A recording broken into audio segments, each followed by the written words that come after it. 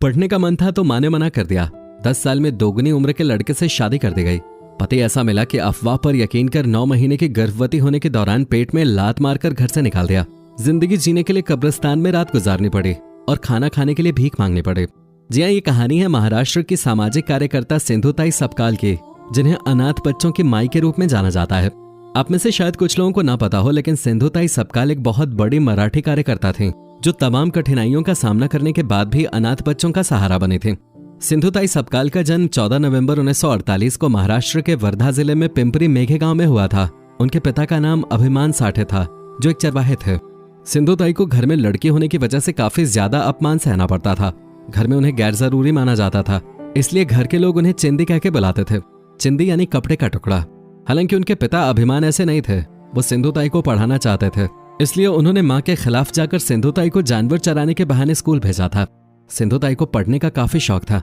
उन्होंने एक कार्यक्रम के दौरान बताया था कि उस कठिन समय में कैसे पढ़ाई किया करते थे। उन्होंने बताया कि उनकी माँ नहीं चाहती थी कि वो पढ़ाई करें, लेकिन पिता की वजह से वो पढ़ाई कर सकें। उनकी माँ उन्हें भैंस चराने के लिए भेजते थे, लेकिन जब भैंस पानी में चली जाती थी तो वो स्कूल चली जाती थी। लेकिन ऐसा करने में समय का ध्यान नहीं रहता था और देर से स्कूल पहुंचने पर टीचरों से डांट सुनने को मिलते थे। एक दिन उनकी भैंस पानी से निकलकर किसी के खेत में चली गई। उस किसान ने स्कूल में आकर टीचर से उनकी शिकायत कर दी। तब जाकर टीचर को पूरी बात का पता चला। टीचर को काफी बुरा लगा, लेकिन वो इनकी पढ़ने की लगन से इतने प्रभावित हुए कि उन्होंने बिना परीक्षा दिए ही उन्हें 4th कक्षा में पास कर दिया था। उन्होंने बताया कि पढ़ने के लिए उनके पास स्लेट तक नहीं थे, इसलिए उन दिनों किराना दुकानों पर पर्चे मिलते थे, जिसमें एक तरफ लिखा होता था वो उसे पढ़ते और दूसरी तरफ के हिस्से पर लिखने की कोशिश करते, क्योंकि पढ़ने के लिए कुछ भी उपलब्ध नहीं था। ऐसे माहौल में वो इन कागजों को घर के अंदर मौजूद चूहे के बिल में छुपा देते थे, लेकिन जब चूहा अंदर जाता था तो वो कागज अंदर धकेल देता था। एक दिन उन्हें घर में एक बड़ा चूहा दिखाई दिया और उसका बिल भी बड़ा था, लेकिन वो चूहे का बिल नहीं था, वो नेवले का बिल था।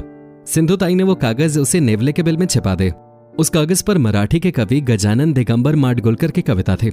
उस कविता का भाव कुछ ऐसा था कि औरतें जब पानी भरने के लिए घर से बाहर जाएं, तब कुछ पढ़ना सीख लें, क्योंकि घर में तो पढ़ना संभव नहीं था। और इन्होंने जब कागज निकालने के लिए हाथ डाला तो नेवले ने इनका हाथ काट लिया। नेवले ने उनके बाएं हाथ की छोटी उंगली पकड़ ली, इसलिए उनकी वो उंगली हमेशा के लिए टेढ़ी हो गई। नेवले ने इनकी उंगली न केवल काट ली बल्कि उसे पकड़ भी लिया, लेकिन उन्होंने कागज नहीं छोड़ा। कागज के साथ ही उन्होंने नेवला भी बाहर निकाल दिया। उन्हें पढ़ने की भूख थी। उस कविता पर खून की धार टपक रहे थे। पढ़ने के लिए एक तरह से उन्होंने नेवले के साथ लड़ाई भी की और अपना खून भी बहाया। लेकिन गरीबी, पारिवारिक जिम्मेदारियों और कम उम्र में शादी होने के कारण उन्हें पढ़ाई छोड़ने के लिए मजबूर होना पड़ा और वो सिर्फ 4th कक्षा तक ही पढ़ पाई। सिंधुताई की शादी महज 10 साल की उम्र में 30 साल के श्री हरि सपकाल से कर दी गई थी। शादी के बाद का उनका जीवन काफी कठिनाइयों भरा था। जिस समय सिंधुताई 9 महीने की गर्भवती थी, उस समय उनके पति ने उनके पेट पर लात मारकर उन्हें घर से बाहर निकाल दिया था, जिसके बाद उन्होंने घर के बाहर जानवरों के लिए बने तबेले में बेटी को जन्म दिया। उन्होंने खुद ही अपने हाथ से अपनी नाल काटी थी। उन्होंने बताया कि गाय भैंस के बाड़े में रहते हुए उन्होंने संघर्ष शुरू किया। उन्होंने वहीं से गोबर फेंकने के लिए मजदूरी पाने का संघर्ष किया था। सिंधुताई अन्याय के खिलाफ शुरू से ही खड़ी रही थी, इसलिए उन्होंने गांव के लोगों के खिलाफ भी आवाज उठाई। उनकी मांग थी कि वो गोबर को इकट्ठा करके जंगल में ले जाते हैं, उन्हें गोबर उठाने की मजदूरी मिलनी चाहिए। उस समय वर्धा में रंगनाथन कलेक्टर थे। उन्होंने उनसे गांव के मुखिया की शिकायत कर दी कि उन्हें तनख्वाह नहीं मिलती। रंगनाथन कलेक्टर इस मांग पे सहमत हो गए और इस तरह उन्हें न्याय मिल गया। लेकिन सिंधुताई के इस विरोध के बदले उन्हें काफी बड़ी कीमत चुकानी पड़ी थी। असल में अपना अपमान गांव के मुखिया से सहन नहीं हुआ, इसलिए उन्होंने सिंधुताई के पति को उन्हें घर से बाहर निकालने के लिए विवश कर दिया। सिंधुताई अपनी बेटी को लेकर अपनी माँ के घर गईं, तो माँ ने भी उन्हें अपने पास रखने से इनकार कर दिया। पिता का निधन हो चुका था। कोई उम्मीद न बची होने पर उन्होंने दुखी होकर आत्महत्या के बारे में भी सोचा था। अब सिंधुताई के पास रहने का कोई ठिकाना नहीं था, इसलिए सिंधुताई को प्लेटफॉर्म का रुख करना पड़ा। जिंदा रहने के लिए वो अपनी 10 दिन की बच्ची के साथ सड़कों और रेलवे प्लेटफॉर्म पे भीख मांगने लगी, क्योंकि उन्हें रात में पुरुषों द्वारा उठाए जाने का डर था। इसलिए वो अक्सर रात कब्रिस्तान में बिताते थे। उन्होंने जले हुए मुर्दे के ऊपर फेंके हुए आटे से रोटी बनाकर खाई थे। उनकी हालत ऐसी थी कि लोग उन्हें रात में कब्रिस्तान में देखे जाने के बाद से भूत कहने लगे थे। स्टेशन में प्लेटफॉर्म पे भीख मांगते हुए उन्होंने कई बेसहारा और माता पिता द्वारा छोड़े गए अनाथ बच्चों को देखा। उनकी हालत देखकर सिंधुताई ने उनको गोद ले लिया। उन्होंने शुरुआत में स्टेशन पर भीख मांगकर भी बेसहारा बच्चों का पेट भरा। अब बच्चे उन्हें माई कह के पुकारने लगे थे। उन्होंने पुणे में सन्मति बाल निकेतन संस्था भी शुरू की। उनके पास जो भी आया उन्होंने सबको अपने बच्चों के रूप में अपनाया। आपको जानकर हैरानी होगी कि उन्होंने गोद लिए हुए बच्चों के मन से उनकी बेटी और गोद लिए हुए बच्चों के बीच पक्षपात की भावना को खत्म करने के लिए उसे पुणे में ट्रस्ट मंद दगड़ू शेठ हलवाई को दान कर दिया। सिंधुताई का परिवार काफी बड़ा है। उनके खुशहाल परिवार में 207 दामाद, 36 बेटियां और 1000 से ज्यादा पोते पोतियां हैं। उन्होंने अपने जीवन काल में 1050 बच्चों को गोद ले लिया था। जिन बच्चों को उन्होंने गोद लिया उनमें से कई पढ़े लिखे वकील और डॉक्टर हैं, जिनमें उनकी खुद की बेटी भी शामिल है। उनका एक बच्चा PhD कर रहा है।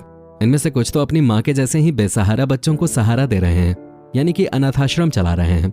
सिंधुताई द्वारा शुरू किया गया ये सिलसिला महाराष्ट्र की 6 बड़ी समाजसेवी संस्थाओं में तब्दील हो चुका है। इन संस्थाओं में 1500 से ज्यादा बेसहारा बच्चे एक परिवार की तरह रहते हैं।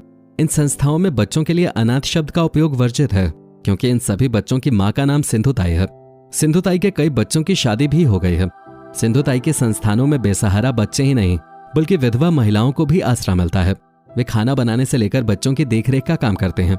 उनके समर्पण और काम के लिए उन्हें 273 से ज्यादा पुरस्कारों से सम्मानित किया गया है। सिंधुताई को 2021 में पद्मश्री पुरस्कार से सम्मानित किया गया था। इसके अलावा उन्हें 750 से ज्यादा पुरस्कारों से सम्मानित किया गया था। इसके अलावा उन्हें अहिल्याबाई होलकर पुरस्कार और दत्तक माता पुरस्कार से भी सम्मानित किया जा चुका है। सिंधुताई को जो भी पुरस्कार राशि मिलती है वो उसका इस्तेमाल अपने बच्चों के लिए घर बनाने और जमीन खरीदने के लिए करते हैं। सन्माति बाल निकेतन पुणे के हडपसर में मंजरी इलाके में एक बड़ा अनाथालय बनाया जा रहा है, जहां 300 से ज्यादा बच्चे रह सकेंगे। 80 साल की उम्र में उनके पति ने उनसे माफी मांगे थे। सिंधुताई ने भी उन्हें अपने बच्चे के रूप में स्वीकार किया, क्योंकि वो केवल अब एक माँ हैं। इतना ही नहीं, जो कोई भी उनके आश्रम में जाता था तो वो अपने पति के लिए बड़े गर्व से बताती थी कि वो उनका सबसे बड़ा बेटा है। एक मराठी भाषा में अनंत महादेवन द्वारा बनाई गई फिल्म मी सिंधुताई सपकाल 2010 में रिलीज हुई, जो सिंधुताई सपकाल की सच्ची कहानी से प्रेरित एक बायोपिक है। फिल्म को 54वें लंदन फिल्म फेस्टिवल में अपने विश्व प्रीमियर के लिए चुना गया था। सिंधुताई अपने सफल कामों की वजह से अक्सर किसी न किसी शो में जाते रहते हैं, और इसी में टीवी इंडस्ट्री के सबसे फेमस शो KBC में भी उन्हें बुलाया गया था, जहां मेगा स्टार अमिताभ बच्चन ने उनके पैर छूकर उनका स्वागत किया। सिंधुताई ने 84 गांवों के पुनर्वास के लिए लड़ाई लड़ी थी। अपने आंदोलन के दौरान उन्होंने तत्कालीन वन मंत्री छेदीलाल गुप्ता से मुलाकात की थी। उन्होंने इस बात पर सहमति व्यक्त की थी कि सरकार द्वारा दूसरे स्थानों पर उचित व्यवस्था करने से पहले ग्रामीणों को हटाना नहीं चाहिए। जब प्रधानमंत्री इंदिरा गांधी बाघ परियोजना का उद्घाटन करने पहुंचे थे, तो सिंधुताई ने एक आदिवासी की तस्वीर को इंदिरा गांधी को दिखाया था, जो एक जंगली भालू द्वारा अपनी आंखें खो चुका था। सिंधुताई ने उनसे कहा था कि अगर एक गाय या मुर्गी को जब जंगली जानवर मार देता है तो वन विभाग को मुआवजे का भुगतान दिया जाता है, तो इंसान को क्यों नहीं। इंदिरा गांधी ने यह सुनकर तुरंत मुआवजे का आदेश दिया। सिंधुताई ने आदिवासियों के लिए भी लड़ाई लड़ी। उन्होंने असहाय आदिवासी ग्रामीणों के उचित पुनर्वास के लिए लड़ने का फैसला किया। उनके प्रयासों को वन मंत्री ने स्वीकार किया और उनके वैकल्पिक पुनर्वास के लिए उचित व्यवस्था की। 4 जनवरी 2022 को 75 साल की उम्र में महाराष्ट्र की मदर टेरेसा सिंधुताई को दिल का दौरा पड़ा। उन्हें पुणे के अस्पताल में भर्ती कराया गया, लेकिन वहां उनका निधन हो गया। उनकी मौत पर देश के प्रधानमंत्री से लेकर राष्ट्रपति तक ने शोक जताया था। इस तरह तमाम संघर्षों को झेलने वाले और कठिन परिस्थितियों का डटकर सामना करने वाली 1500 बेसहारा बच्चों की मां सिंधुताई ने इस दुनिया को अलविदा कह दिया। तो दोस्तों, इसी के साथ इस वीडियो में फिलहाल इतना ही। उम्मीद है वीडियो पसंद आई होगी। मिलते हैं नेक्स्ट वीडियो में, तब तक के लिए bye bye and take care.